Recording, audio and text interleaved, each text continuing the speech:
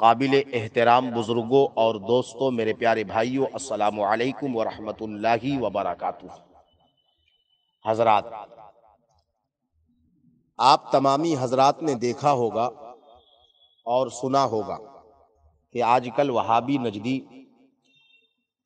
نام نہاد اہل حدیث فرقہ کے چھوٹے سے چھوٹے اور بڑے سے بڑے سیلفی مولویوں نے لفظ عاشق رسول، لفظ عاشق مصطفیٰ کو موضوع بحث بنایا ہوا ہے، اور صرف موضوع بحث نہیں بلکہ گستاخ رسول کہتے ہیں عاشق مصطفیٰ، عاشق رسول لفظ استعمال کرنے والے کو۔ اب ان وہابیوں کو اپنے گھر کا علم ہوتا ہی نہیں ہے اور یہ فتویٰ لگا دیتا ہے۔ تو اب میں آپ تمامی حضرات کے سامنے نمونہ کے طور پر صرف ایک حوالہ ابھی دینے لگا ہوں۔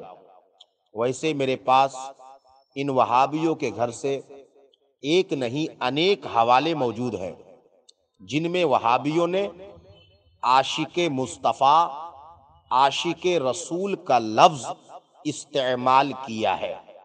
اب جب کہیں بھی کسی بھی وہابی مولوی کو لفظ عاشق مصطفیٰ، عاشق رسول پر بحث کرتا دیکھو یا گستاخی کا فتویٰ لگاتا دیکھو، اس وہابی کے منہ پر زوردار اس حوالے کے ذریعے سے تماچا مارو اور کہو کہ وہابی جی، عاشق رسول اور عشق مصطفیٰ، عاشق مصطفیٰ لفظ کی بنا پر کسی اور پر گستاخی کا فتویٰ لگانے سے پہلے اپنے گھر کے ان مولویوں پر گستاخ رسول کا فتویٰ لگاؤ، اس کے بعد کہیں جاؤ۔